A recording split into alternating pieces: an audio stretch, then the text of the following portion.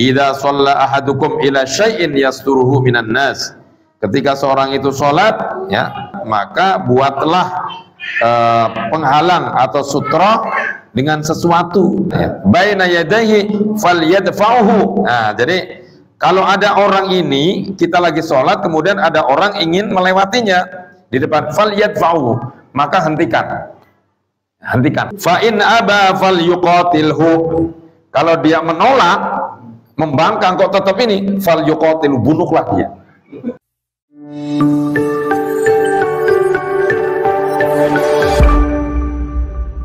Assalamualaikum warahmatullahi wabarakatuh. Alhamdulillahi rabbil alamin, wal aqibatu lil muttaqin, wala udwana illa 'alal zalimin. Allahumma salli wa sallim wa barik ala sayyidina al-Mustafa nabiyina Muhammadin sallallahu alaihi wasallam wa ala alihi wa ashabihi al-mujahidin al-tahirin wa man tabi'ahum bi ihsanin ila yaumiddin. Qala rabbi shrah li sadri wa yassir li amri wahlul 'uqdatam min lisani yafqahu qawli. Rabbi zidni ilma warzuqni fahma. Amin ya rabbal alamin. Hadirin bapak-bapak jamaah serta ibu-ibu yang dimuliakan oleh Allah Subhanahu wa taala. Puji syukur alhamdulillah pada malam hari ini kita masih diberikan kesehatan oleh Allah Subhanahu wa taala. Semoga Allah terus menjaga kita semuanya dan kita lebih disehatkan oleh Allah Subhanahu wa taala, dan Allah panjangkan umur kita dalam ketaatan kita kepada Allah dan Rasul-Nya serta taat kita kepada kedua orang tuanya. Mudah-mudahan kita semuanya tergolong orang-orang yang selalu bersyukur dan tunduk patuh kepada Allah Subhanahu wa taala. Amin ya rabbal alamin. Salat ma'asalam tercurah selalu pada baginda Nabi Agung Muhammad sallallahu alaihi wasallam, dan mudah-mudahan kita semuanya menjadi umatnya Nabi atau umatnya beliau, sehingga insyaallah di yaumil kiamah nanti akan mendapatkan syafaat dari Nabi kita Muhammad sallallahu alaihi wasallam. Amin ya rabbal alamin. Baik Bapak dan Ibu-ibu, saudara-saudara sekalian yang dimuliakan oleh Allah Subhanahu wa taala, kita akan meneruskan pembahasan pada kali ini setelah kita membahas tentang syurutis sholati, ya. Syurutis sholati, babu syurutis sholati. Kita akan membahas tentang babu sutratil musolli, ya. Sutratil musolli, sutra. Bab sutratil musolli ini adalah bab yang menerangkan tentang membuat penghalang, membuat batas bagi orang yang sholat. Jadi kalau orang sholat kita harus membuat batas, ya. Biasanya dengan apa? Biasanya kalau kita ada tuh yang sekarang dibuat itu kan sutro, gitu kan, namanya tuh sutro.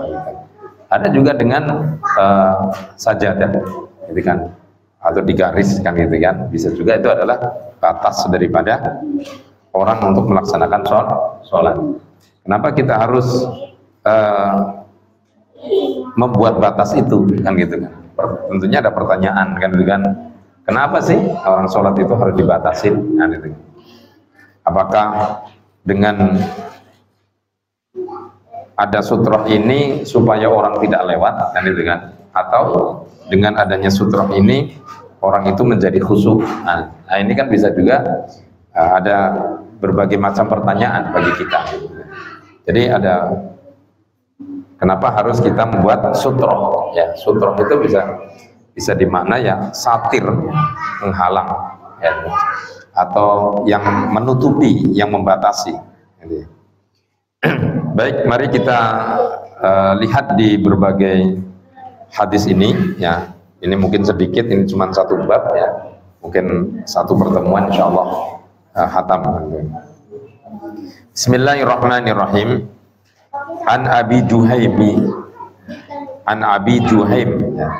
Bukan Jahim, ya, tapi Juhaim. Ini kalau nggak ada harokatnya orang bisa baca Jahim, gitu kan. An Abi Juhaim ibni Al-Harithi radhiyallahu anhu, diriwayatkan dari Abi Juhaim bin Harith radhiyallahu anhu, semoga Allah meridhoinya. Qala, ia berkata, qala Rasulullah sallallahu alaihi wasallam, Rasulullah sallallahu alaihi wasallam bersabda, "Lau ya'lamul marru baina yadayil musolli." Ya, jadi bacanya musolli bukan musola. Ya. Kalau musola itu tempat orang sholat, nanti kan. Kalau musolli berarti orang yang sholat. Kayak masjid, ya asalnya masjid, tempat sujud. Ya, sebenarnya kata-katanya masjid, tapi menjadi masjid. Nah, itu kan. Itu dalam pembahasan bahasa Arab itu bisa, itu kan. Itu kenapa jadi masjid bukan masjid? Seharusnya masjid ya, bukan masjid. Masjid itu berarti tempat orang bersujud, tempat bersujud, karena masjid. Ya. Tapi baca di kitanya adalah masjid. Ya. Itu simai, namanya simai.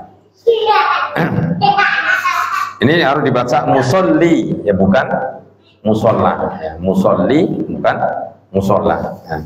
Musolli berarti orang yang sholat. Ya. Seandainya orang yang lewat, nah gitu kan, tahu orang yang lewat di hadapan orang yang sholat itu tahu, ya.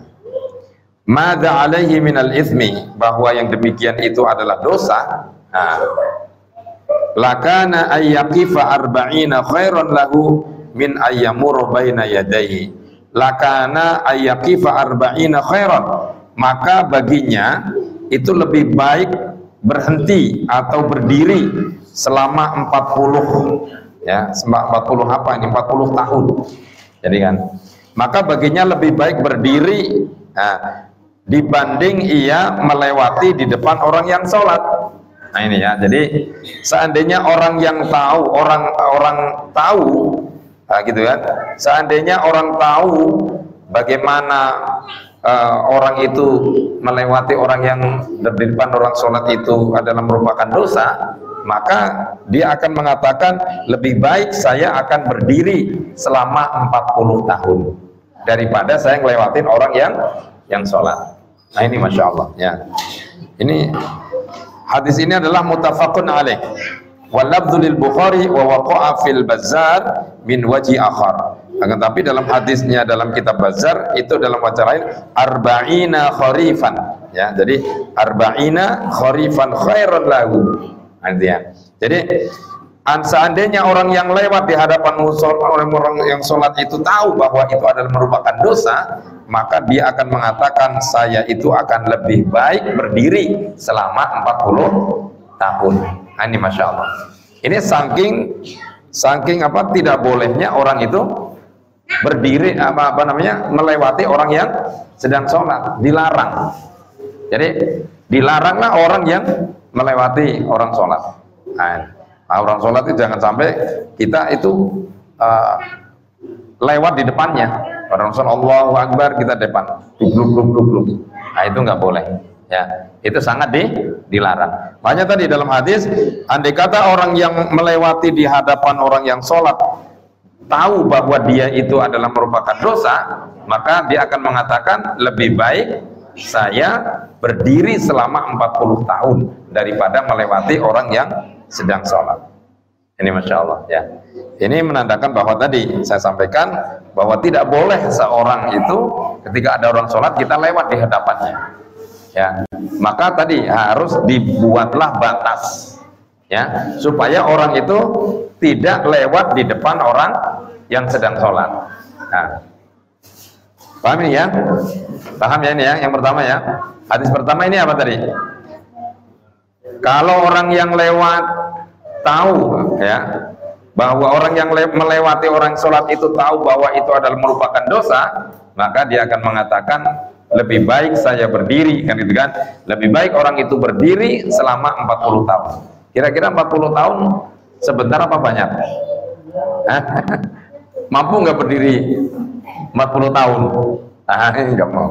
Nggak mampu nih. Makanya Rasulullah mengatakan itu. Berarti lebih baik berdiri daripada misalnya ada orang salat Allahu Akbar berdiri depan sini, nggak berani melewati. Karena apa? Itu adalah al-ithmu, dosa. Nah, makanya jangan sembarangan kita ada orang sholat kemudian kita lewat di hadapannya persis. Ya. Ya. Nanti ada bagaimana nih kalau ada yang lewat kan, gitu kan? Nah itu kan. Ah ini. Kalau anak kecil kan biasanya nggak ngerti, gitu kan? Ada juga kadang-kadang orang nggak tahu, orang walaupun sudah tua tapi nggak ngerti kalau lewat di hadapan orang yang sholat itu adalah dosa. Nah ini, makanya hati-hati, mending baik berdiri 40 tahun. Ini saking pentingnya sholat, bahwa sholat itu tidak boleh diganggu. Makanya kalau kita ada orang sholat itu merasa terganggu. Ya Allahu Akbar, udah Bismillahirrahmanirrahim, Alhamdulillahirabbil alamin, terganggu kan ada orang lewat di depan kita. Nah ini Masya Allah ya. Baik. Wa an Aisyah qalat, diriwayatkan dari Aisyah, beliau berkata, suila ditanya siapa an-nabi sallallahu alaihi wasallam, Nabi Muhammad sallallahu alaihi wasallam, kapan fi ghazwati Tabuk, pada perang Tabuk. Jadi pada perang Tabuk Rasulullah sallallahu alaihi wasallam itu ditanya tentang apa? An sutratil musalli, tentang membuat batas ya, atau membuat aling-aling gitu, penghalang orang yang sholat ya. Faqala, bagaimana sih membuat sutroh tadi? Nah, kata Nabi, faqala mithlu mukhiratir rohli. Jadi sutroh itu adalah bagaikan sandarannya, atau seperti di bagian belakangnya kendaraan ya. Bagian kendaraan itu kan biasanya bagian kendaraan itu ada yang buat senderan dikit ya, tapi Honda nggak ada ya, motor itu nggak ada kan, motor nggak ada.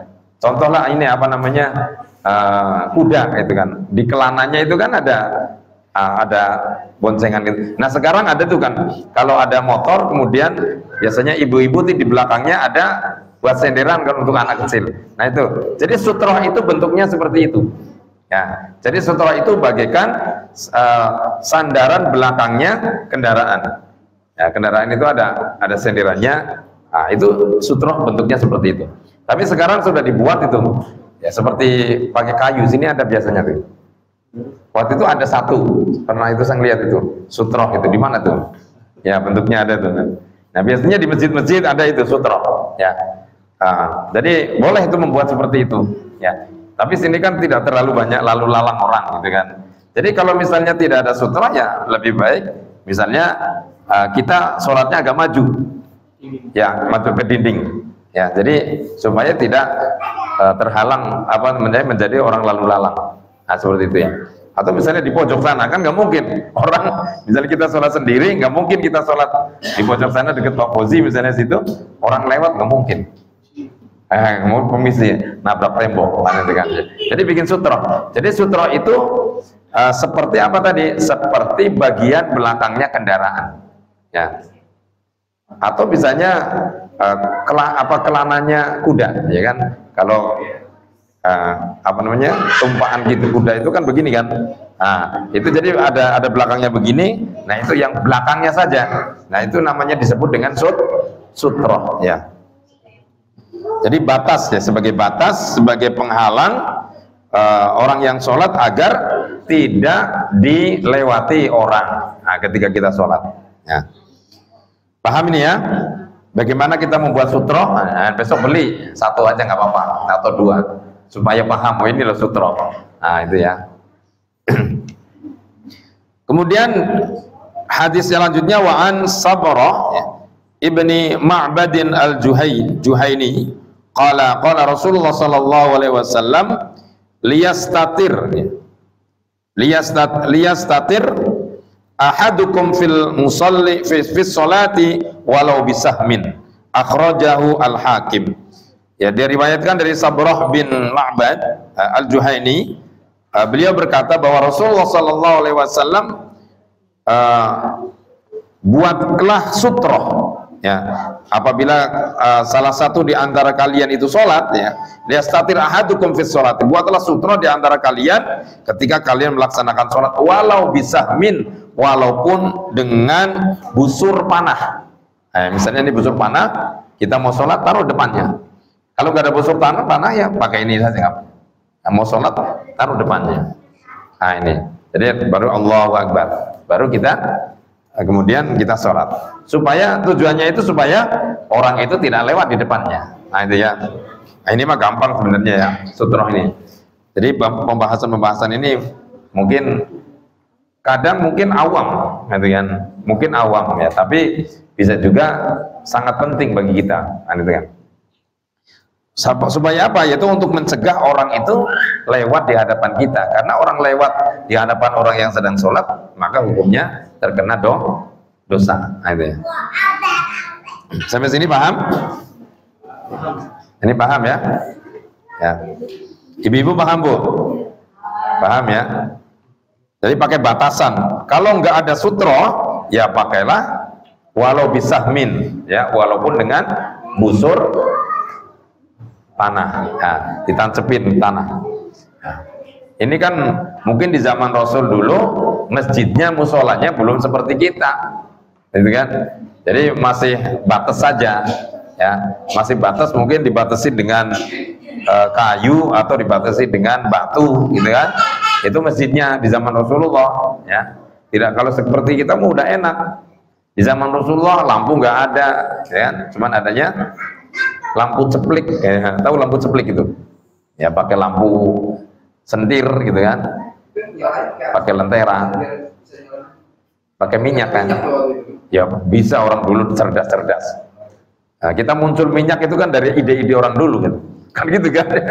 Nah, sekarang itu kan membuat minyak-minyak berarti kan idenya orang dulu gitu. Nah, berarti sudah ada, gitu kan? Di zaman Rasul ya ada lampu, gitu kan? Makanya Rasul mengatakan kalau malam itu lampunya dimatiin, berarti kan ada lampu, ya kan gitu kan?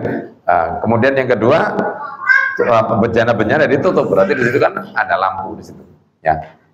Nah, kalau sekarang udah enak nih, musola enak, ya, tertutup, ada AC-nya, ada kipas anginnya. Nggak puas ada AC-nya, ada kipas angin, ya kan?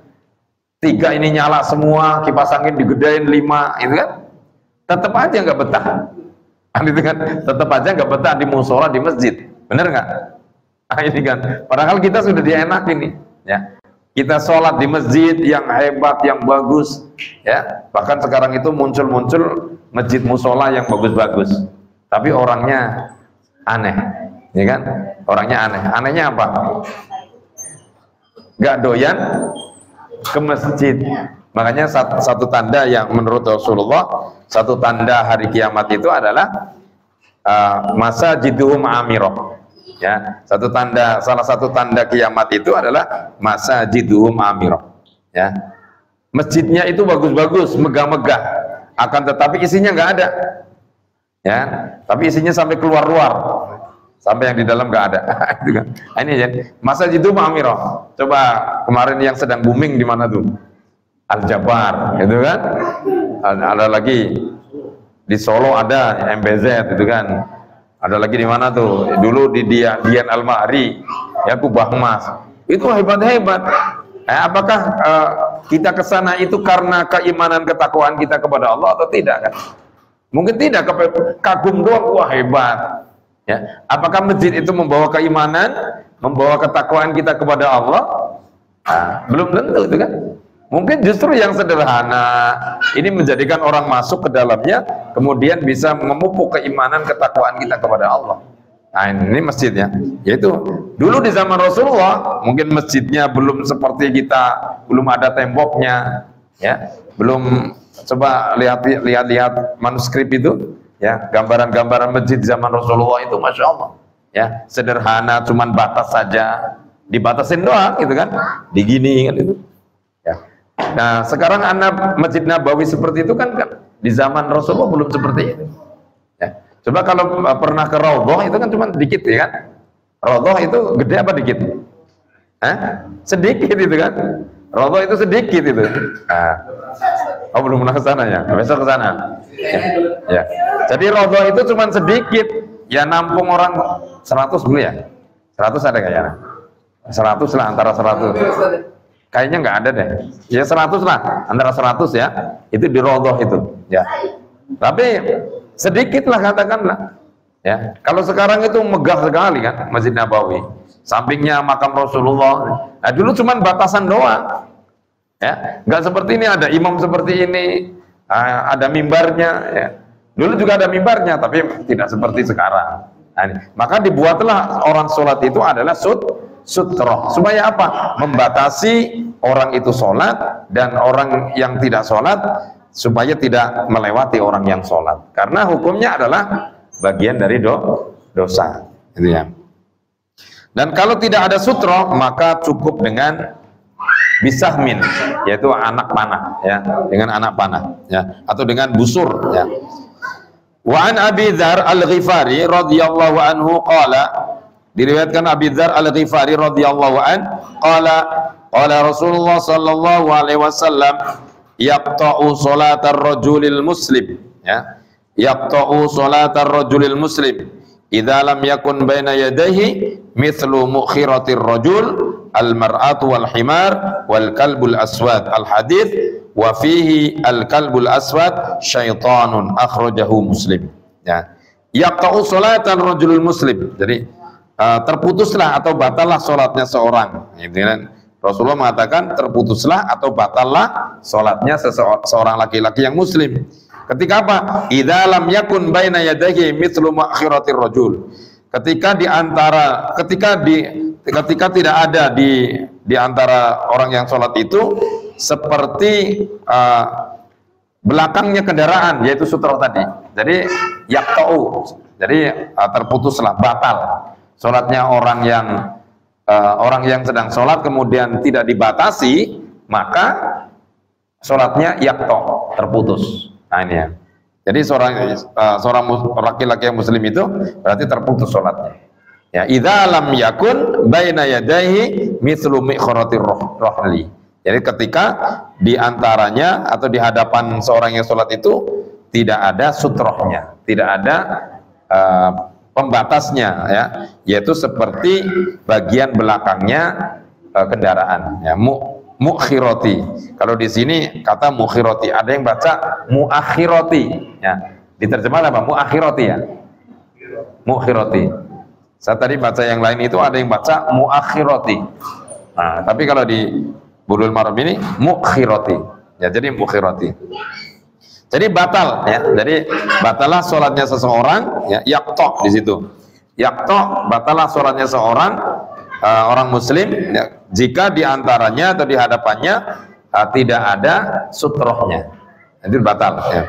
Maka al-mar'atu wal himar wal kalbul aswad, kalau nggak ada sutroh itu, maka boleh seorang laki-laki, seorang perempuan itu bisa menjadi sutroh perempuan. Nah, jadi perempuan itu bisa menjadi sutroh. Ya, ada seorang perempuan, saya mau sholat, kamu depan dong sini. Nah itu kan, ya, jangan orang lain lah. Kalau kita istrinya kan, itu kan muhrim, gitu kan.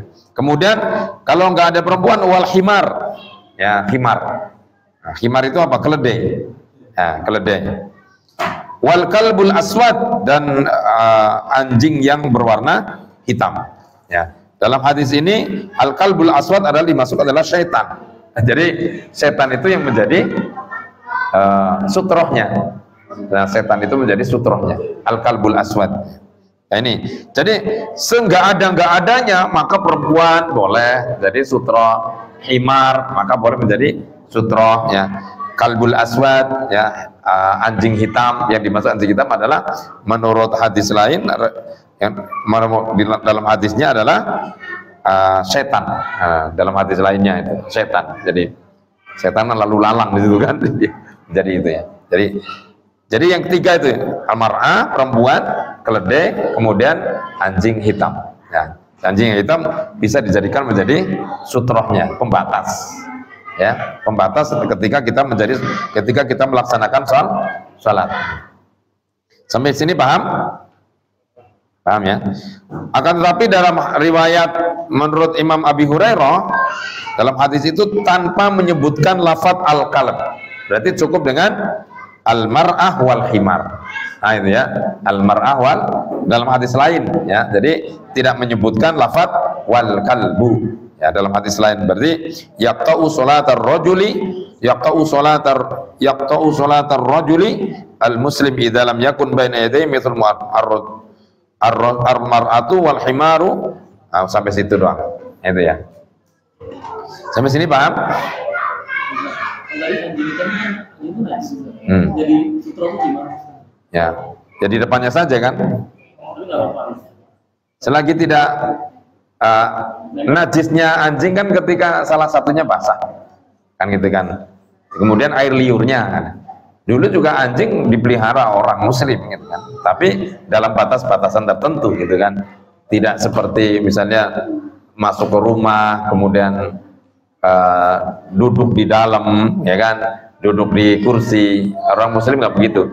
Jadi sebatas dia sebagai penjaga.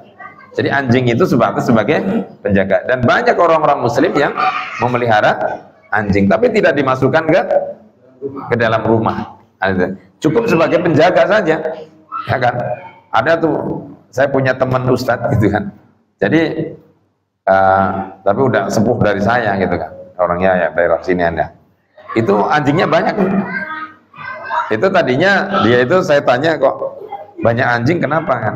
Itu tadinya anjing itu ketabrak mobil di depan rumah.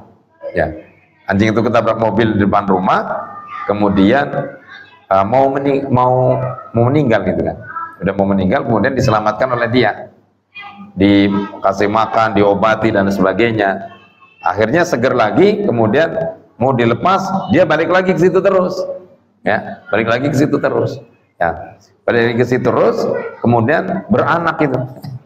Ya beranak jadi banyak gitu kan. Nah saya pernah nanya, ini kan kalau jilatin apa dan sebagainya kita ngepel terus Ustaz. Jadi dicuci hampir setiap hari. Ya kalau bisa jangan ke dalam lah kan, gitu kan. Kalau bisa jangan ke dalam, tapi masya Allah gitu kan. Ya. Jadi hanya batas saja sebagai batas orang-orang yang sholat tadi. Ya. Kemudian hadis selanjutnya adalah Wali Abi Dawud wan Nasai an Ibni Abbas radhiyallahu anhuma nahwuhu. Begitu juga yang diriwayatkan oleh Abi Dawud dan Imam Nasai yang diriwayatkan oleh Ibnu Abbas radhiyallahu anhu nahwuhu duna akhirih. Ya. Jadi bukan menyebutkan akhirnya wa qayyadal mar'ah bil haid. Jadi menguatkan lafaz mar'ah itu dengan bil haid. Ya, jadi menguatkan dengan perempuan yang haid. Jadi perempuan yang haid boleh menjadi batas daripada orang yang sholat tadi. Ya, jadi menurut Imam Abi Dawud wan Nasai yang diriwayatkan dari Ibnu Abbas ini wa qayyadal mar'ah bil haid, menguatkan hadis di atas itu dengan perempuan yang sedang haid atau orang perempuan yang haid. Atau bisa juga dimakna orang perempuan yang sudah haid, berarti orang perempuan yang apa tuh? Dewasa. Kan itu kan orang perempuan yang sudah haid, ya. Orang perempuan yang belum haid tidak dijadikan untuk menjadi sutroh. Nah, paham itu ya? Paham sampai sini? Masih bingung? Itu mah gampang ya.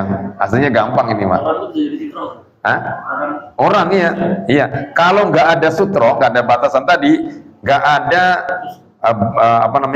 sutroh lah, ya, sutroh yang dibuat lah katakanlah seperti belakangnya kendaraan, nggak ada anak panah misalnya atau nggak ada yang lainnya, maka orang itu bisa menjadi sutroh, gitu kan, bisa jadi penghalang gitu kan, jadi penghalang. Awas jangan lewat dulu ada orang, tapi jangan ke sana madepnya, ya, gitu kan. Jadi coba misalnya posisinya persis nggak boleh berhadapan atau gimana? Ya makanya jangan madepnya jangan ke orang sholat gitu kan. Misalnya Pak Taufik lagi sholat Allahu Akbar, Pak Nanang di depannya, jangan-jangan gangguin gitu kan, bukan menjadi. Ya itu maksudnya yang orang itu. Tapi di dalam hadis ini tidak ada menghadapnya kemana-kemananya, kan gitu kan. Kalau misalkan kita tahu nih, saya yang duduk nih, terus ada Pak Taufik sholat di belakang, itu kan menjadikan saya sebagai sutroh. Bisa sutroh, iya. Sikap saya seperti apa? Saya duduk sampai selesai atau bisa pergi? Duduk aja sampai selesai. Berarti di jalan pergi ya? Iya. Jangan pergi. 12 Yang itu kan. Jadi bisa menjadi sutroh. Pak Nanang misalnya tadi yang disampaikan, dia duduk aja. Ya tujuannya menjadi sutroh supaya tidak ada orang lewat di hadapannya. Iya nunggu sebelum sholat kan. Ya, kalau bisa tapi ya. Tapi kalau nggak ada orang ya pergi aja, ya kan? Kecuali misalnya orang banyak banget gitu kan. Ini Pak Taufik lagi sholat, kemudian orang banyak banget, dimungkinkan orang nanti lewat ke situ. Nah, tapi kalau orang tahu mah nggak bakalan lewat depannya orang sholat. Ya, mungkin ya mikirlah. Kalau kita misalnya batas ini kan sholat, gitu kan? Batasnya itu kan sampai sini kan. Nah, kita lewat depannya sini nggak apa-apa. Kan itu kan. Ini kan tidak ngelewatin orang yang sholat tadi kan. Berarti ngelewatinya agak jauh. Tapi lebih baik di belakangnya kita lewati. Yang dimaksud ngelewati orang sholat itu ya Allahu Akbar pas di depan persis. Nggak boleh. Makanya dibikinlah sutro. Nah, sutro. Supaya orang nggak sholat, nggak lewat sini, jadi lewatnya ke sini. Ya, ke sini. Iya, iya kan, batasnya sini kan. Iya, jadi muter. Biar tidak melewati persis baina yadaihi. Baina yadaihi itu kan pas depan. Nah, itu kan pas depannya persis, di matanya persis kan itu kan. Pas di depannya persis ya. Nah, kalau di sini enggak apa-apa. Ya. Tapi lebih baik kalau ada orang sholat jangan lewat di sininya atau apalagi di sini kan. Lebih baik ya adabnya di belakang saja. Gitu kan. Nah, ada nih di sini nih. Nah, ada nih. Ada nih. Nih saya cepat-cepat. Enggak, ini enggak sampai minggu depan. Wa an Abi Sa'id Al-Khudri radhiyallahu anhu qala, diriwayatkan Abi Sa'id Al-Khudri radhiyallahu anhu qala Rasulullah sallallahu alaihi wasallam, idza shalla ahadukum ila syai'in yasturuhu minan nas. Ketika seorang itu salat ya, idza shalla ahadukum ila syai'in yasturuhu minan nas. Ketika seorang di antara kalian itu salat, maka buatlah penghalang atau sutra dengan sesuatu dari orang-orang. Ya. Fa arada ahadun ayyahtara zabar ayat staza ya baina yadayhi falyadfa'uhu. Nah, jadi kalau ada orang ini, kita lagi sholat kemudian ada orang ingin melewatinya di depan, falyadfa'uhu, maka hentikan. Apa? Bisa begini, ya kan? Hentikan. Ya, atau begini. Allahu Akbar. Lari. Gak apa-apa. Dia salaman. Salaman gitu. Jadi Allah misalnya lagi enak-enak, misalnya lagi baca enak-enak, kemudian ada anak lari. Ya, malah ditos. Wah, ini beda lagi. Kalau dari sana ya gini. Ya. Bisa. Ya. Jadi hentikan. Bisa nggak apa-apa. Ya, boleh. Falyadfu, tolak aja. Itu artinya tolak, menghentikan. Ya itu kan falyadfa, itfa itu kan. Nah, tolak. Hentikan. Nah. Makanya nih hadis ini fa in aba falyuqatilhu. Kalau dia menolak, membangkang kok tetap ini, falyuqatilhu, bunuhlah dia. Hatinya begitu, disuruh membunuh. Nah, tapi saking pentingnya sholat. Ya, saking pentingnya sholat. Saking pentingnya sholat, saking sholat itu punya nilai yang sangat berharga di hadapan Allah. Tidak boleh diganggu. Jadi, maka kalau ada orang lewat, falyadfa. Ya. Kalau tetap bangkang, falyuqatilhu. Maka boleh dibunuh itu. Menurut hadis ini, ya. Fa innama huwa syaitan. Karena apa? Orang yang lewat itu pada dasarnya adalah syaitan. Kan gitu kan? Fa innama huwa syaitan. Tidaklah orang yang lewat itu hanyalah setan. Kan itu kan? Allahu Akbar. Syaitonir rajim. Setan manusia. Nah, ini Masya Allah. Tapi ya nggak usah dibunuh lah. Ya kan? Allahu Akbar. Kalau dalam kitab Tanqiqul Qaul itu boleh memukul. Ya.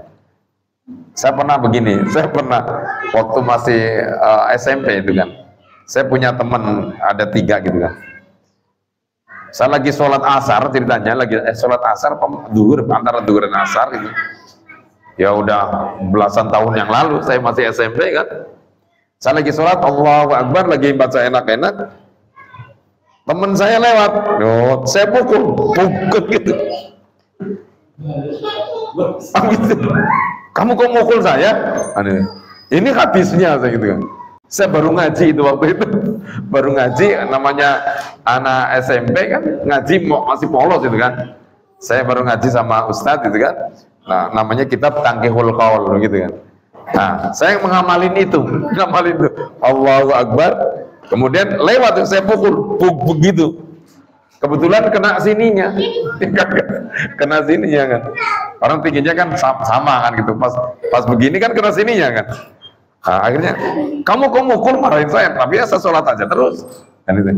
Habis sholat saya jelasin, nah ngaji semalam, dan gitu kan. Ngaji semalam kan keterangannya begitu, kan gitu kan. Nah, akhirnya sama saya begitu kan, karena bisa dipukul gitu kan. Ini. Jadi ada hadis lain dalam kitab Tangkihul Qaul itu boleh memukul. Jadi fal yuqatilu itu bisa diartikan dengan memukul, gitu kan? Jangan dibunuh kan sadis banget itu kan. Atau ditepuk lah ya, tepuk. Ya. Kalau tadi misalnya kan dihentikan dulu, kalau dia tetap melanggar, gitu kan? Dipukul, gitu kan? Dipukul. Fal yuqatilu, nah, ini sampai dibunuh. Ya. Karena apa kata Nabi? Fa innama huwa syaiton. Orang yang lewat itu adalah setan. Maka inna syaitana lakum aduwwum mubin, gitu kan. Muttafaqun alaihi wa fi riwayatin fa innamahu al-qarin, yaitu syaitan yang disebut setan korin atau dengan jin korin. Jin korin itu adalah jin yang barengin manusia terus. Setiap manusia itu punya jin, namanya jin korin. Dia itu dari semenjak manusia dilahirkan nemenin terus kemana saja, terus sama gitu kan. Maka jin korin ini bisa menampakkan wujud seperti orang itu asli. Jin korin ini banyak kan, mohon maaf, ada orang misalnya meninggal dunia kemudian wujudnya sama gitu kan, itu bisa juga disebut dengan jin korin yang menampakkan dia. Ya, yang tujuannya adalah untuk menakut-nakuti. Nah, maka kata Nabi bahwa yang lewat di depan orang yang sholat itu, yang dia membangkang, dia tidak mau memberhentikan dirinya ketika dia dicegah dan dia tetap lewat, fa innama huwa syaiton, bahwa dia adalah syaitan.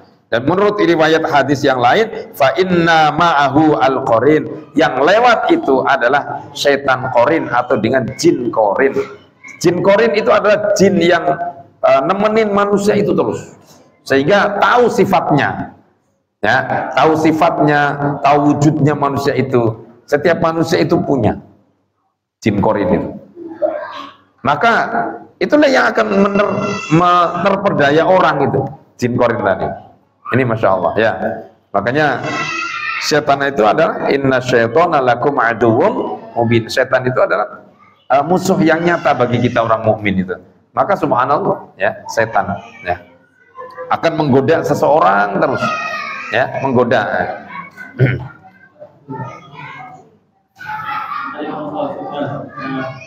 Ada beberapa pendapat yang menyatakan sutra itu kan sutra itu misalnya dari atasnya itu jadi sutra, atau ini nih jadi sutra di belakang. Iya. Kemudian yang kedua, tadi kan disampaikan ketika ada orang sholat dia lewat, ini yang sholatnya nggak tapi yang lewat lah yang bisa. Tapi yang ada adalah orang ini sholat tapi menghalangi orang lewat. Maksudnya nih, misalnya jalan di sini, sholatnya di sini, berarti di sini kosong, dan orang melewati saya.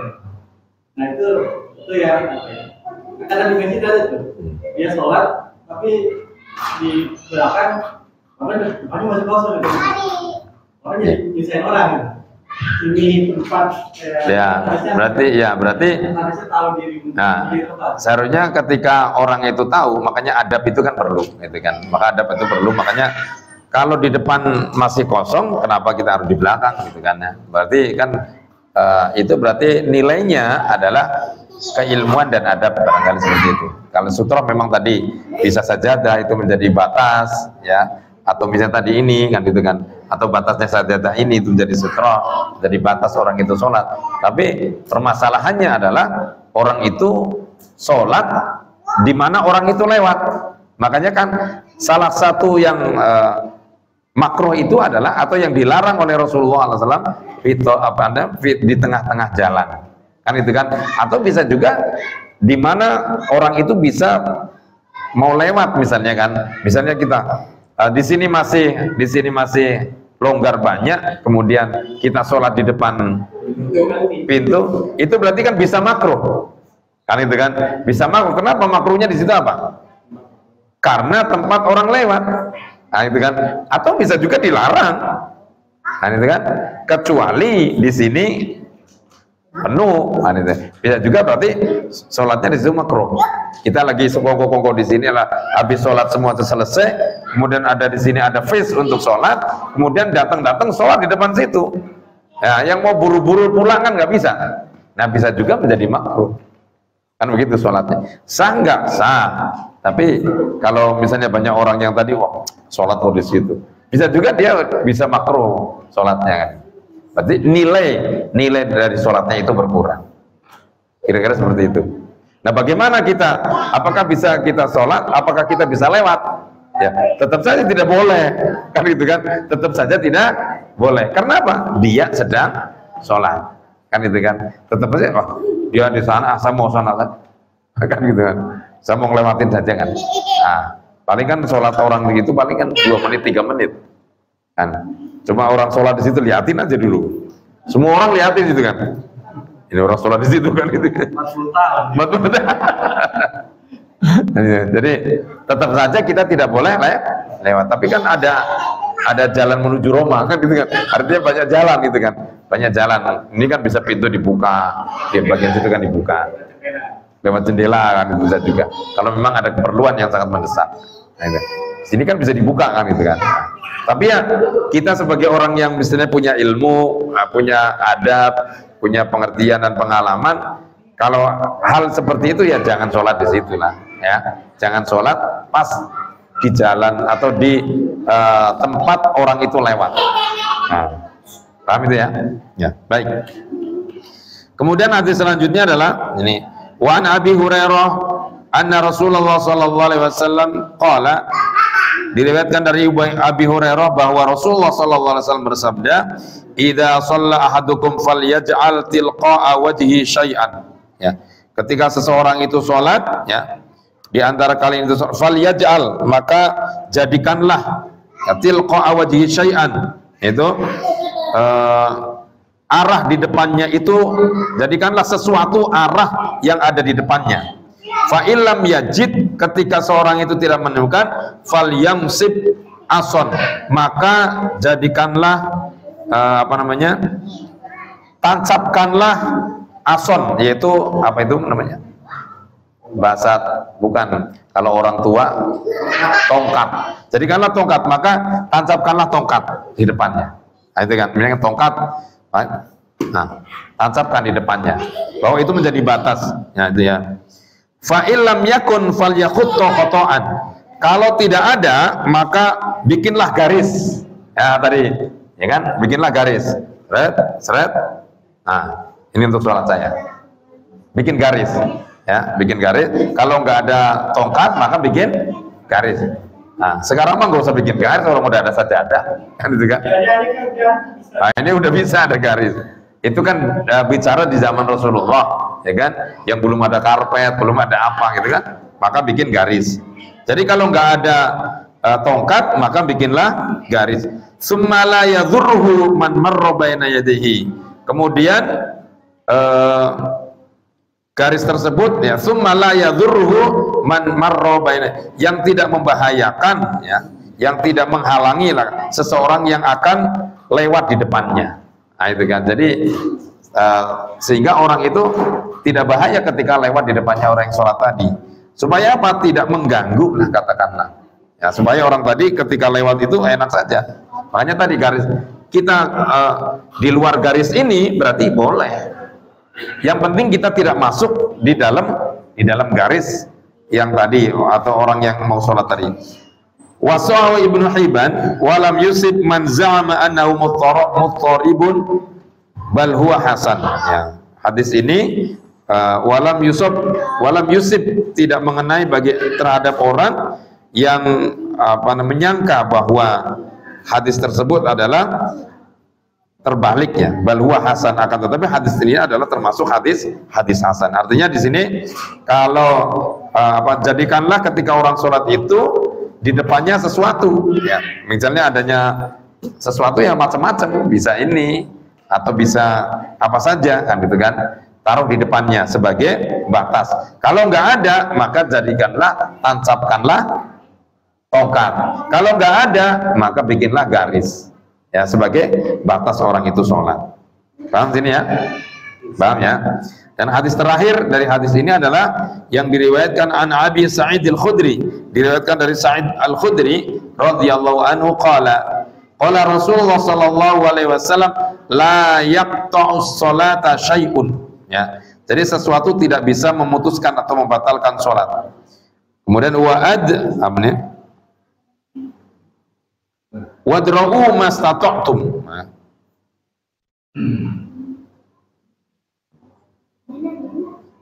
Jika kalian mampu, maka bikinlah atau penghalanglah, katakan seperti itu ya. Maka bikinlah yang ada di belakangnya itu, di belakangnya, maka jadi pembatas ya. Seperti itulah, katakanlah la yaqta'u sholata, sesuatu tidak bisa memutus sholat. Kemudian wadra'u mastata'tum, ya. Artinya wadra'u apa wadra'u itu? Wadra' ya, wadra'.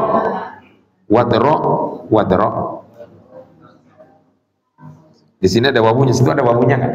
Nggak ada ya, makanya bingung ini. Wadra' ya di situ.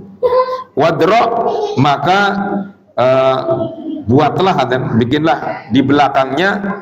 Jika kalau kamu mampu, maka buatlah sesuatu di belakangnya. Berarti di depannya dibatasin, belakangnya juga dibatasin, seperti itulah, katakanlah. Supaya apa? Supaya orang itu tidak bisa melewati kita ketika sholat. Jadi intinya ketika kita sedang atau melaksanakan sholat, maka buatlah sutroh, yaitu membuat penghalang supaya menghalangi orang itu lewat di hadapan kita. Nah gitu ya. Karena apa? Orang yang lewat di hadapan orang yang sedang sholat, maka dia minal ismi, bagian daripada dosa. Nah, oleh karena itu Rasulullah SAW sangat tidak menganjurkan, ya, maka supaya orang itu tidak lewat ketika kita sholat atau tidak lewat di hadapan kita ketika kita sholat, maka jadikanlah sutroh di depan kita. Apapun yang bisa digunakan untuk menghalangi kelewat orang di hadapan kita ketika sedang sholat. Baik, hadis tentang sutrotus musolli sudah selesai. Sebelum saya tutup, apakah ada pertanyaan? Ya. Ini pagi ini kan sholat sendiri, Ustaz. Terus kalau ada sholat lagi berjamaah, nanti sholatnya udah selesai itu kan berjamaah. Boleh. Misalnya tadi maghrib misalnya kan, saya tadi misalnya tadi maghrib sholat di rumah nih, ya. Ternyata ke musola itu masih ada jamaah, kan? Maka boleh kita mengulangi sholatnya. Nah, sholat yang pertama bagaimana? Sholat yang pertama itu dianggap sunnah. Boleh. Karena lebih baik jamaah, maka boleh. Ya. Artinya itu sholat maghribnya 2 kali. Iya, nggak apa-apa.